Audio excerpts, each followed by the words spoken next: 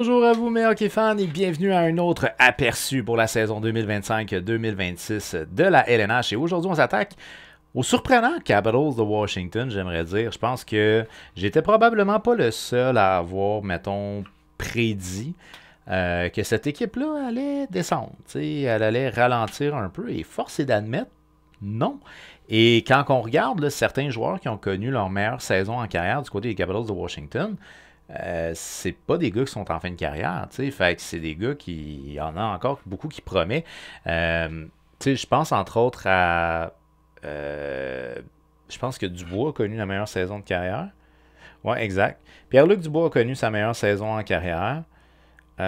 Tom Wilson, à tous les niveaux, a connu sa meilleure saison en carrière au niveau des buts, des assists, des points, tout. C'est la première fois de sa carrière d'ailleurs qu'il dépassait les 30 buts pour ce qui est de Tom Wilson. Fait une excellente saison. Euh, Sinon, meilleure saison en carrière pour les buts, là, pour ce qui est de Jacob Chikrin. Les buts et les points, en fait. Là, ici, j'ai marqué 27, là, mais c'est bien 47 et non 27. Là. Euh, Sinon, qui qu'on avait d'autre aussi? Rasmus Sandin, 30 points, meilleure saison en carrière. Donc, tu sais, il y a eu quand même des belles histoires là, du côté de Washington, même s'il y a des gars qui, comme John Carson ou Ovechkin, qui sont plus avancés, mettons, au niveau de leur carrière. Il en reste pas moins que tu as des gars qui sont pas trop vieux, qui ont connu des très bons moments du côté de Washington la saison dernière. Puis c'est ce qui fait que cette équipe-là, elle devrait pas trop ralentir. Quand même bien que son meilleur buteur, Ovechkin, va ralentir, le reste de l'équipe devrait théoriquement se maintenir. Maintenant que ça s'est dit, ben on se le cachera pas. L'année passée, il y avait probablement comme une espèce d'aura alentour de cette équipe-là pour la fameuse quête du record pour le nombre de buts. Donc, Alexander Ovechkin qui finalement a dépassé le The Great One, Wayne Gretzky. La marque de 894 buts en carrière a été scratch, clouk. Et là, quand on a terminé la saison, on était à 897 pour Alexander Ovechkin. Mais tu sais, il devrait augmenter encore plus. Là. Il devrait dépasser le 900 là, parce qu'il il s'engage à jouer une autre peut-être dernière saison. Là. Si je ne fais pas erreur, je pense que c'est sa dernière saison qu'il a dit. Là. Fait qu'une dernière saison avec les Capitals de Washington, probablement qu'il va faire plus que 3 buts. Là. Fait que il devrait dépasser le cap des 900 buts en carrière. Ce qui était quand même assez ironique, c'est qu'il ne voulait pas que ce soit un but en filet dessert qui allait marquer l'histoire. Mais c'est aussi lui qui a le record pour le nombre de buts en filet désert. Alright, donc, du côté de Washington, c'est ça. C'est que l'année passée, il y avait probablement comme un espèce d'aura alentour de cette équipe-là. Ça en était ridicule comment est-ce qu'ils ont performé. Là, ça n'a aucun sens. Mais on voulait donner ce record-là à Ovechkin. L'équipe a vraiment très bien joué. Puis on a réussi à se rendre jusqu'en séries éliminatoires. Euh, bon, c'est sûr que le Canadien, c'était pas le plus gros morceau. Mais en tout cas, c'est ça. Donc, les Capitals de Washington, excellente saison régulière. Ça a été un peu plus décevant en séries éliminatoires, mais sinon, excellente saison régulière. Beaucoup de joueurs ont atteint des plateaux dans leur carrière. Des histoires un peu plus plates. Andrew Mangiapane qui n'a pas connu une super saison. C'était quoi? C'est 28 points pour lui. Vraiment pas vargeux. Même chose aussi pour Charlie Lindgren. Dans son cas à lui, 896, 2,73 de moyenne. Il s'est fait littéralement ravir le poste de partant par Thompson. Thompson il a commencé un peu plus lent, mais il a connu une bonne saison de façon sommaire, puis des bonnes séries aussi. Fait que ça, c'est rassurant pour les Capitals de Washington d'avoir un gardien de but partant comme Logan Thompson. Mais sinon, c'est ça. Je pense qu'il y a du positif, il y a du négatif. Éclosion de McMichael, c'est vrai. McMichael qui est où? Qui est ici. Éclosion de Connor McMichael. Meilleure saison en carrière pour les buts, les assists, les points. 26 buts, 31 passes, 57 points. Bref, beaucoup de belles histoires. Très impressionnantes comme organisation la saison dernière. Est-ce qu'ils vont être capables de répéter l'exploit cette année? C'est ce qu'on va voir. Alors, là, on revient avec le directeur général McLellan, sinon avec l'entraîneur-chef Carberry, qui a été très élogieux à l'égard du Canadien de Montréal en séries éliminatoires. J'étais surpris. 51 victoires, 22 défaites, 9 défaites en prolongation pour un total de 111 points. On a une moyenne de buts marqués pour le... Excusez, 111 points. On est premier dans la conférence de l'Est et deuxième dans la Ligue nationale, juste en arrière des très puissants Jets de Winnipeg. Une moyenne de buts marqués de 3,49 pour le deuxième rang dans la Ligue nationale. Une attaque, qui brûlait la Ligue. Moyenne de buts encaissés de 2,79 pour le 9e rang dans la Ligue nationale. Ce qui est surprenant, c'est l'avantage numérique à 23,5. C'est assez ordinaire, 14e dans la Ligue. Et 82% des avantages numériques pour le 5e rang dans la Ligue nationale. Le meilleur buteur de l'organisation aurait été bien évidemment Alexander Ovechkin, 44 buts la saison dernière.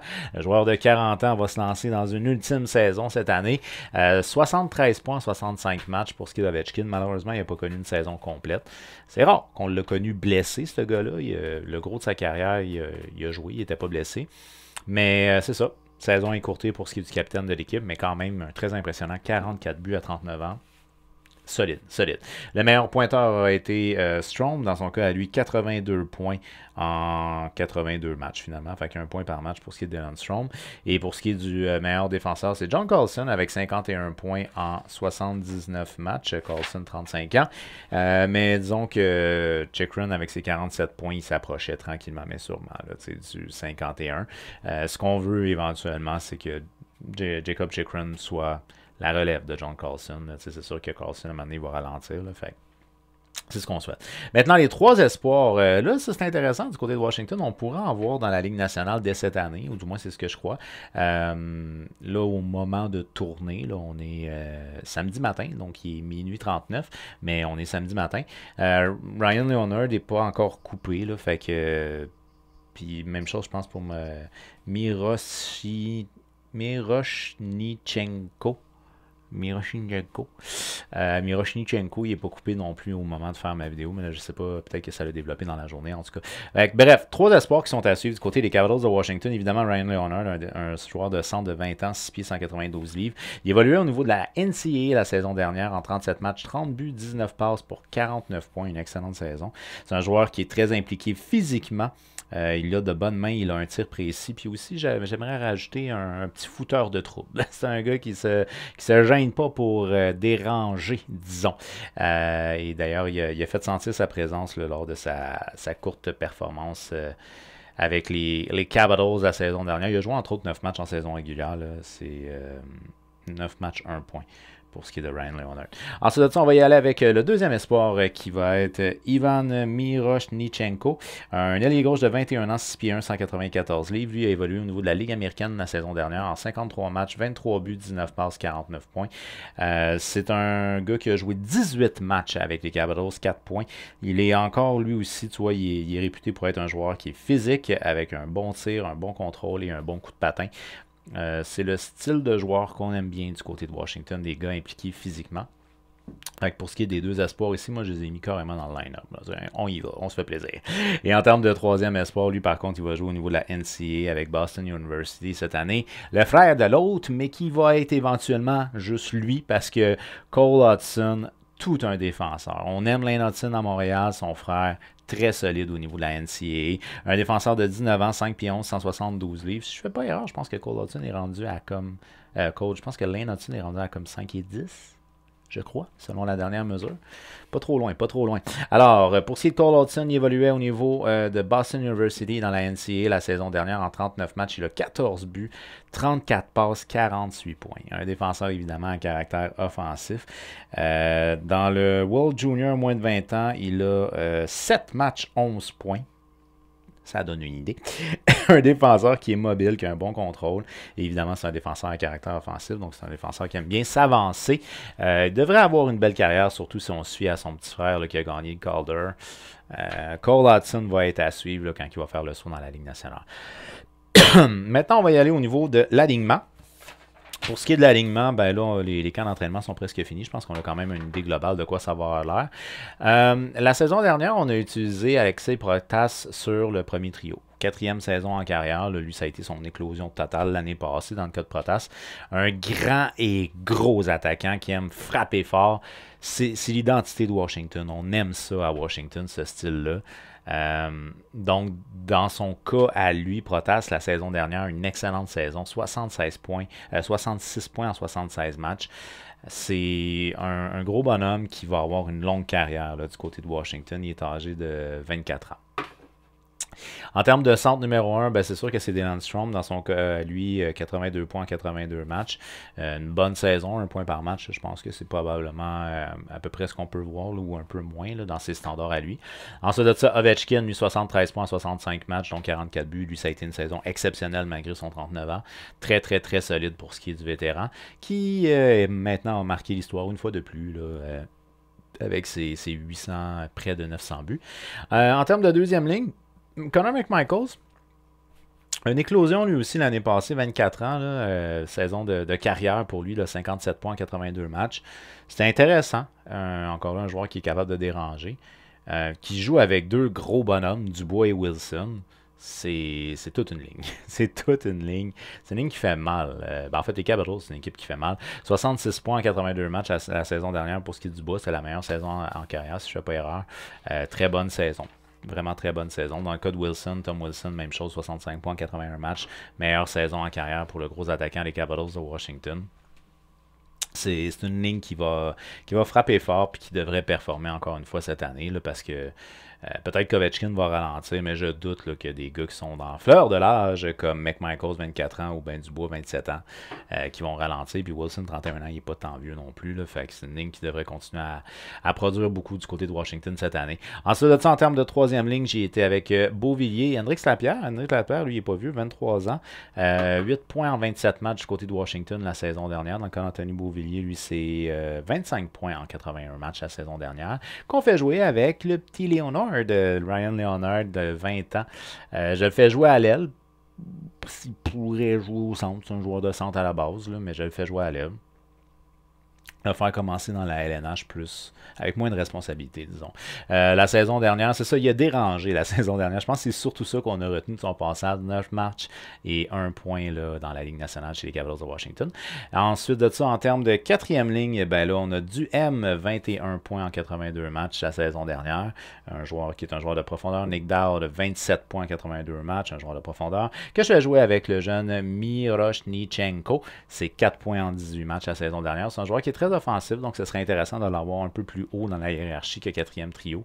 Fait que ça se pourrait qu'on le voit aussi au niveau de la Ligue américaine, mais je pense que c'est un joueur qui pourrait avoir sa chance dans la LNH dès cette année. En termes de scratch, j'y vais avec Justin Sourdif, lui 23 ans, il nous arrive des Panthers de la Floride, un match, un point. Et Frank, lui, est âgé de 27 ans, 7 points en 24 matchs du côté des Capitals la saison dernière. Maintenant, au niveau du 6-pack de défenseurs, on change absolument rien, on garde les pairings tels qu'ils sont. Alors, Martin Ferraveri, un défenseur pas trop vieux, là, 26 ans. C'est un défenseur à caractère défensif, 25 points, 81 matchs. Il lit très bien le jeu défensivement, ce gars-là. Qu'on fait jouer avec le bon vieux John Carlson, 35 ans là, cette année, 51 points, 79 matchs. Il ralentit pas, il continue. Ben, malgré qu'il a déjà eu des saisons plus que 50 points, remarque. Là. Jacob Chikrin, qui est en pleine ascension, en plein développement, dans son cas à lui, 27 ans, 47 points, 74 matchs, saison de carrière pour ce qui est de Chikrin. Dans le cas de Van Riemsdyk, un peu plus responsable défensivement, mais pas nécessairement ce qu'il y a de plus solide. 21 points en 82 matchs la saison dernière. En termes de troisième pairing, on y va avec Sandin, 30 points en 82 matchs, saison de carrière la saison dernière. Qu'on fait jouer avec Matt Roy, lui c'est 24 points en 69 matchs la saison dernière. C'est des pairings qu'on connaît déjà tous très bien là, du côté de Washington. Fait que il n'y a rien d'exceptionnel là-dedans. Tu as des défenseurs comme Carlson, Chikrin, Sandin qui aiment beaucoup avancer, qui aiment beaucoup patiner. Tu as des défenseurs qui vont rester un peu plus en retrait ou carrément en retrait comme Ferraveri, Van Riemsdyk puis Roy. Donc, c'est des mix qui fit bien ensemble. En termes de scratch, ben ça c'est intéressant, c'est Declan Chisholm, un défenseur qui évoluait du côté du Wild du Minnesota la saison dernière en 66 matchs, 12 points. C'est un 6-ish, 7e défenseur. C'est une très belle relève. C'est un gars qui a de l'expérience. C'est une très belle relève qu'on a. Ben, l'expérience de la LNH, là, 25 ans, il est quand même pas... mais c'est ça, c'est une belle relève advenant qu'il y a un blessé. Puis blessé, il y aura. Fait que c'est une bonne chose. Maintenant, en termes de gardien de but, ben là, je pense que la structure est assez claire. C'est Thompson puis Lindgren. Dans le cas de Lindgren, c'était lui qui était pressenti comme partant. Mais finalement, Thompson, il l'a tassé. Puis let's go, on s'impose. La saison dernière, je dirais qu'on a opté peut-être un peu plus pour un tandem que pour vraiment une structure partant auxiliaire. Peut-être c'est ça qu'on va répéter cette année. Logan Thompson, la saison dernière, en 43 matchs, 2.49, 910 d'efficacité. Excellente saison. Puis ça, du côté de Washington, on s'en frotte les mains. On est comme, très belle addition qu'on a faite. Puis, les Golden Knights. En termes de deuxième gardien, l'ancien du Canadien, Charlie Lindgren, qui n'a jamais vraiment eu sa chance avec le Canadien. Du côté de Washington, on lui a donné sa chance. Ça avait été un petit peu mieux l'autre année d'avant pour Charlie Lindgren, qui était pressenti comme le gardien partant de l'équipe. Là, il s'est fait ravir le poste par Thompson. Dans son cas à lui, c'est 39 matchs la saison dernière, 2,73, 896 d'efficacité. C'est pas dramatique, mais c'est pas ce qu'on veut comme partant du côté de Washington et c'est comprenable. Et en termes de troisième gardien, on y va avec Clay Stevenson, un gardien de but de 26 ans. Un petit match dans la Ligue nationale, une moyenne de 5 et 868 d'efficacité. C'est juste un match, on se calme. Sinon, il a évolué majoritairement au niveau de la Ligue américaine en 33 matchs, 2,94 et 888 pour ce qui est de Stevenson. Fait que c'est clair que c'est Thompson et Lindgren qui sont nos deux gardiens et probablement qu'on va opter pour un tandem encore une fois cette année du côté de Washington. Mais que Thompson va avoir la majorité des départs. C'est ce que je crois pour le moins. Fait que l'équipe n'a pas énormément changé. C'est sensiblement les mêmes joueurs qui reviennent que l'année dernière. On a été très performants. Peut-être un peu moins de points cette année, d'après moi en tout cas. Un peu moins de points cette année. Je pense quand même qu'on a une équipe qui est capable de se qualifier pour les séries éliminatoires. Les Capitals nous ont habitués pour être une équipe solide en saison régulière. Donc, je pense qu'on a une équipe qui est capable de se qualifier en séries éliminatoires. Mais je pense pas, par contre, qu'on va finir deuxième de conférence. Là, vraiment pas. Fait que moi, j'ai place au niveau de la division métropolitaine 4e. Ça veut dire que ça va être une équipe repêchée pour les séries éliminatoires, mais on va participer aux séries éliminatoires du côté de Washington pour ce qui est de la saison 25-26. Alors, d'après toi, les Capitals de Washington, est-ce que c'est une équipe qui va participer aux séries éliminatoires et où est-ce qu'on va terminer au niveau de la division métropolitaine? Fais-le moi savoir au travers des commentaires. On n'oublie pas, on fait un petit j'aime et on partage pour être un maximum de hockey fans à jaser de hockey. On s'abonne et active la petite cloche parce qu'il y a d'autres aperçus qui s'en viennent pour la saison 25-26 de la LNH. Mais ça commence bien. On a hâte, let's go! Un gros merci d'avoir regardé ma vidéo et on se revoit très bientôt là. Ciao!